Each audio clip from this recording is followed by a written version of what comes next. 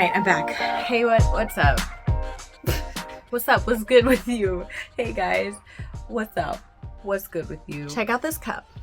It's a Movies and Munchies cup. Look at this ink. It just like totally like rubbed right off. What's the name of that lady who does like the cartoons and they're all like multicolored from like the 90s? It's like that, but unintentional. It's kind of cool though. I kind of dig it. Yeah, we have merch. I have merch. It's not for sale. I figured no one would want it. Saying as though my Movies and Munchies show is so popular.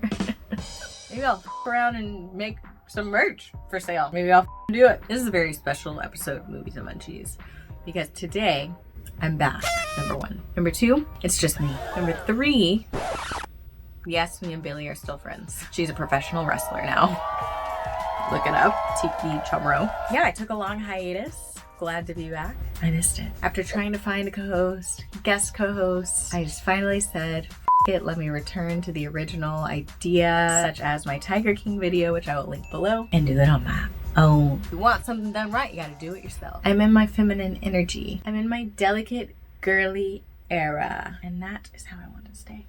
And I know she'll be the death of me, at least we'll both be numb. The first time I heard of The Weeknd was when he was in Ariana Grande's music video, Love Me Harder. I love that song. Anyway, and I thought, okay. But then he came out with like some great songs. I can't feel my face when I'm with you. I was like, yeah, he's cool. Performed at the Super Bowl halftime.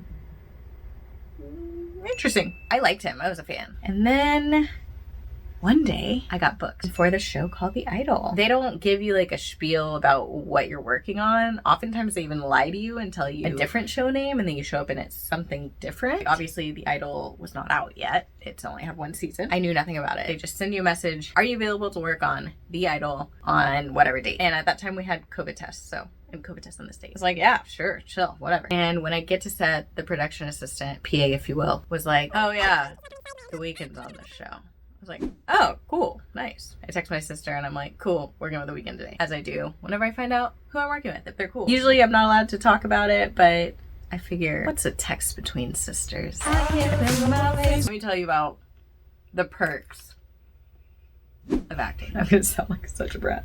There's always food around. Guys, the day I found out that you get free food as a background actor, I knew I had made it. This is how I found out about the fact that they feed you on set. I was talking to my uncle actually, Carl Craig, legendary producer, amazing guy, my best friend. A lot of people's best friend, as I found out. Did he ever tell me I was his best friend?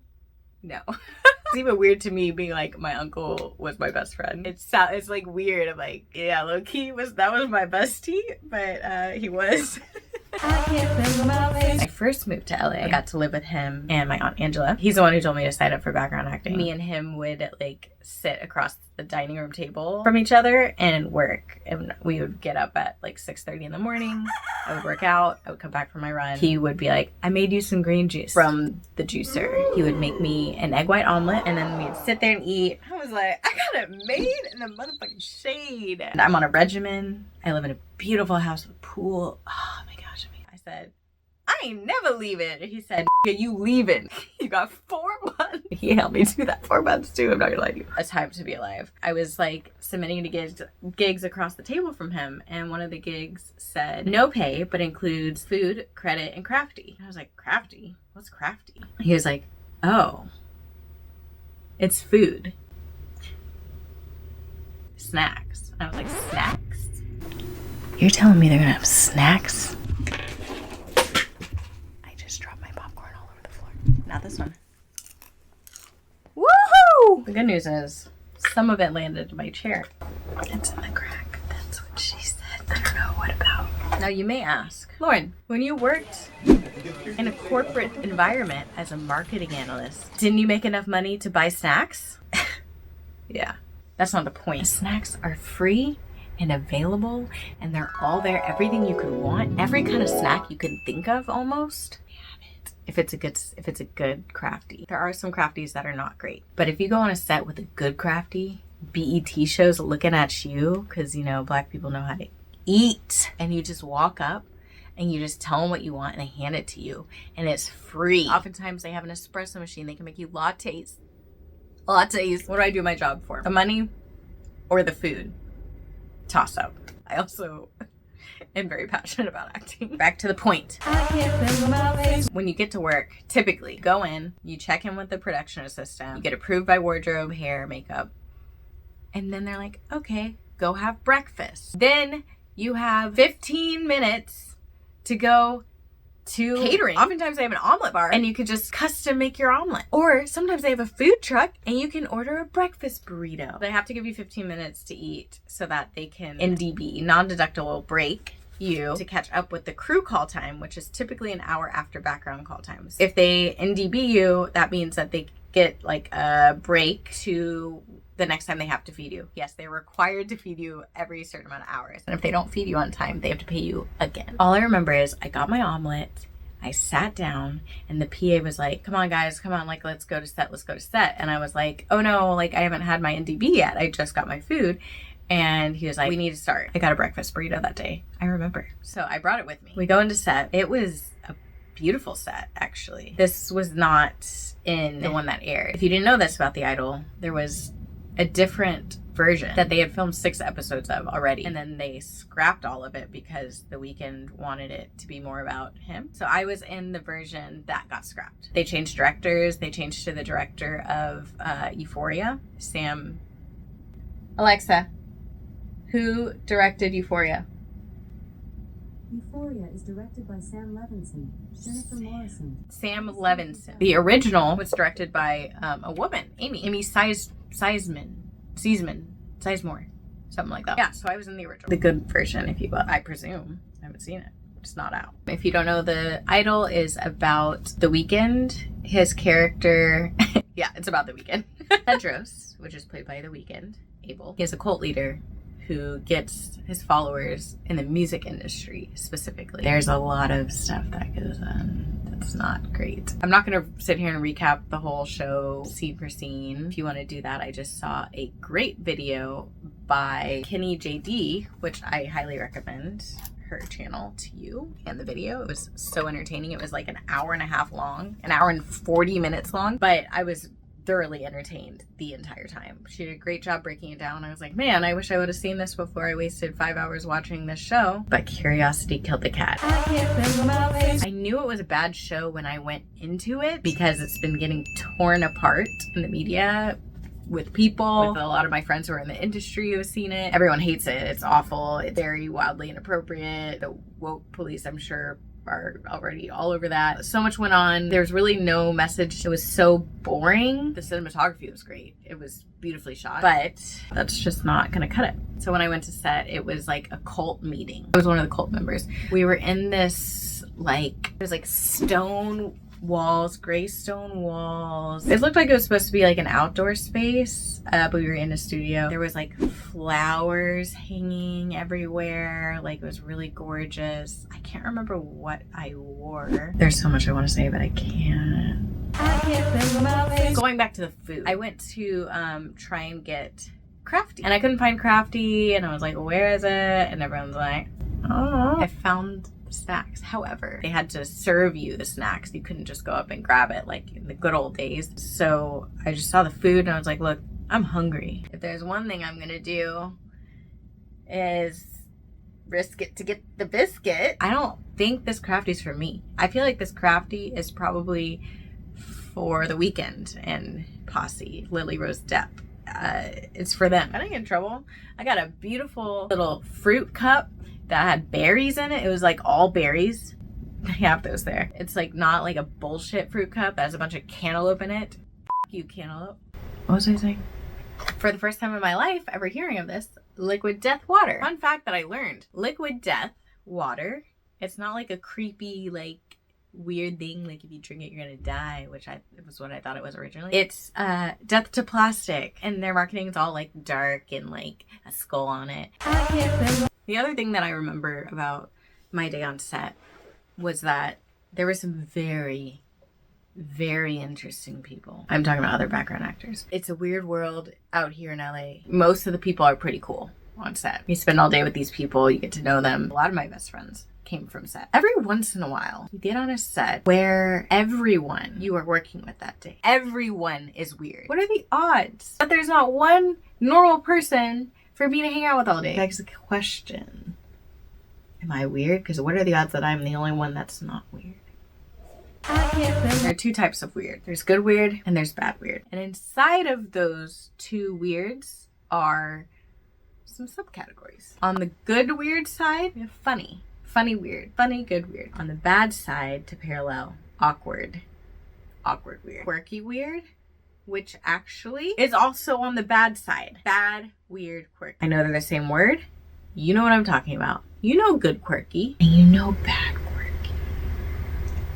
Cute weird. Have you heard of the hot crazy scale? There's also the hot weird scale. The less hot you are, the less weird you are allowed to be. The more hot you are, the more weird you're allowed to be. Where do you fall? Where do I fall? Stop me. Stop me when I'm there.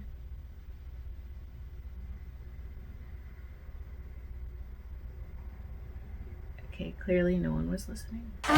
So my question is it in episode 6 where they reveal that Tetros is a vampire? I cannot be the only one who the whole time was like, I feel like at any minute he's going to be revealed to be a vampire. Because there's no way we're doing all these weird shots with him in the dark with a rat tail, walking around all slow with basically a cloak on, and he's not a vampire. You're telling the Twilight generation this? And then all of his like cult members were going to be revealed that they were also vampires, and then they were going to turn Jocelyn into a vampire, and then they were going to like break free and like run to all the fans and turn everyone into vampires, and then it was going to take over the world, and it was going to be like not a zombie apocalypse but a vampire apocalypse. Then the show would have made sense.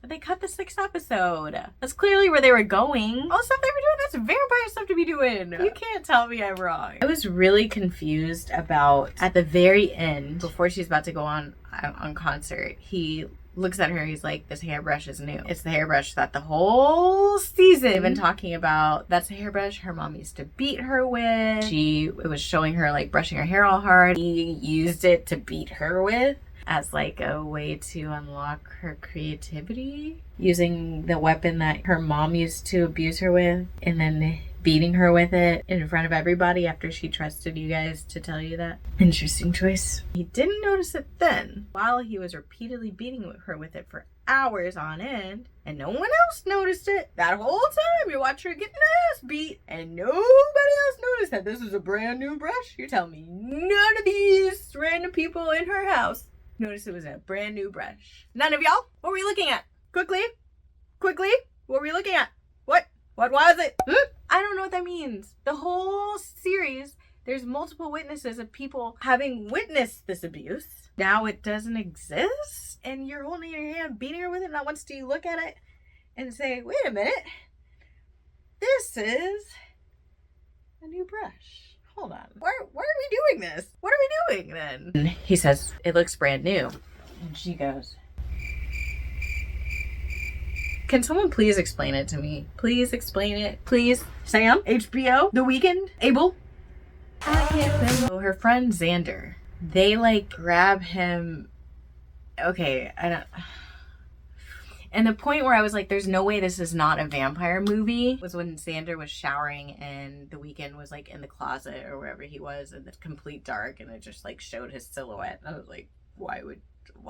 Like I was ready for that sound, like dun, like at the beginning of dun dun dun dun dun. Like I was just expecting that to happen. Here's some scene. He's like, wait a minute, you're good. After that, somehow he ends up tied up, everyone in the basement together. Lily Rose Depp has now turned on him. At The Weeknd is like shocking him with like a taser. He keeps buzzing him and he's like, tell us the truth. And then he's like, I'm telling you the truth. And she's like, shock him again. Shock him again. Just like that too. I thought he was gonna die. I thought that would have been a very, very interesting choice. That would have been something that happened. Oh my gosh, we went too far. What do we do with this dead body? But he doesn't die. They let him out after that dude with one blonde eyebrow, Babe, gives him a sponge bath while he's still tied up. And then he's like, I'm gonna untie you. And he's like, I need you to do something for me. And they like rolls him on his side, which I thought, again, he was gonna die. Because I thought he was going to like suffocate. It didn't really seem like he could move at that point. I don't know if it's a response to all the shocking or if it was him being emotionally dead. And they like rolled him over on his side and his face was like kind of in the pillows. And I was like, oh my gosh, he's gonna suffocate. He's gonna die now. And he didn't. Then all of a sudden he's like really loyal to Tedros. And I don't understand why. Was his brain mush? Is that why? Is he scared of him doing it again? Because I feel like at that point it would be pretty easy to escape because they were kind of like, okay, we'll let you go now. And then he kind of just hung out. Like no one was like watching him. He could have just left. So he sticks around. He's super loyal to Tedros. Even goes as far as to help Tedros frame Jocelyn's ex-boyfriend of the R word. How did we get here? Which is a question I asked myself a lot during this show. I felt so bad for the ex-boyfriend getting accused of RAPE because he actually seemed like a really nice guy. He really seemed to care about Jocelyn's past with her mom. He was like, why didn't you ever tell me? Like, I would have been there for you. He like really wanted to be with her. And then they're like, that guy. Because Tedros listened to them have sex outside of her door because he's weird. Sat there, looked at his little Prince picture and cried about it while they were having sex in the background. Their sex looked way hotter than hers in the weekends, by the way. Just gotta say. Also, he's way hotter. Oh my gosh. Also, when I worked on the original version of The Idol, The Weeknd did not have a rat tail. I would have remembered that.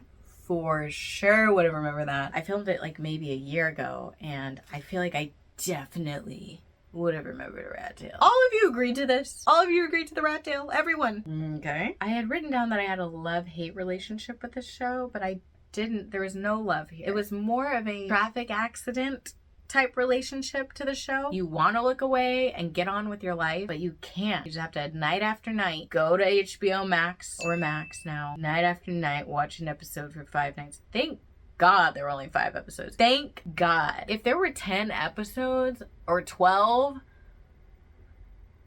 I would have finished it. I hate a show. It's so boring, but like I've grown attached to these very one-dimensional characters. Why? Why, Lauren? Why?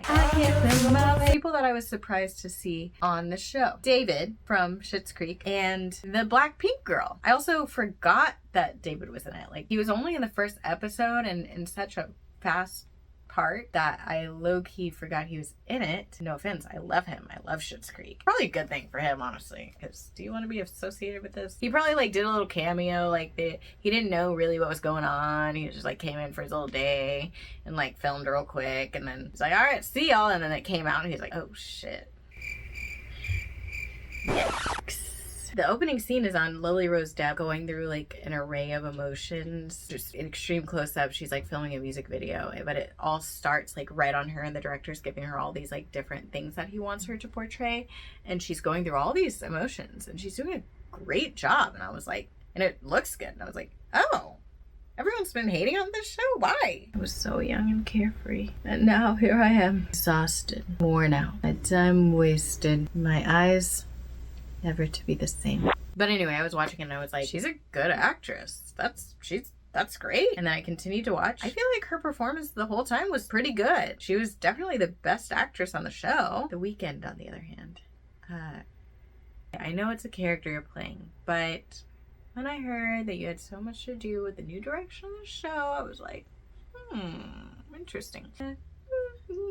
How did we get to the point where this was basically like just about The Weeknd? Everyone was just like, yeah, we'll make a show just about The Weeknd. It was all about him with his music. That's interesting. All the music in the show, his music. He's making a killing off of this. All right, that is all. Definitely recommend just watching YouTube recaps about the show. I watched the first episode and I told my friend, I was like, this is so awful. This is so boring. What is this? I hate it. I hate it. I hate it. And then like 3 days later, I was like, what else? What else could they do? What? Is it all this bad is the question I asked myself. And that is the trap that I was ensnared into. And that is the trap I'm trying to avoid you guys from being in. So just go watch a YouTube recap about it. I know I didn't really go through the show. I just like, you know, stated a few questions I had, a few opinions I had, told you about my day on set. I think it's really cool that I worked on the show, by the way. The fact that it's so bad and getting like such bad reviews, and the fact that I'm like, yeah, I worked on that. That's pretty cool. To work on like a really great movie or a really shitty movie that everyone hates. both really cool, be like, yeah, I was there. I wasn't there for the one that came out, but I was there before with some of the same people. Sam wasn't there, but I was there. And I got a paycheck to prove it, baby. Prove it. Look at those big bucks. Look at them.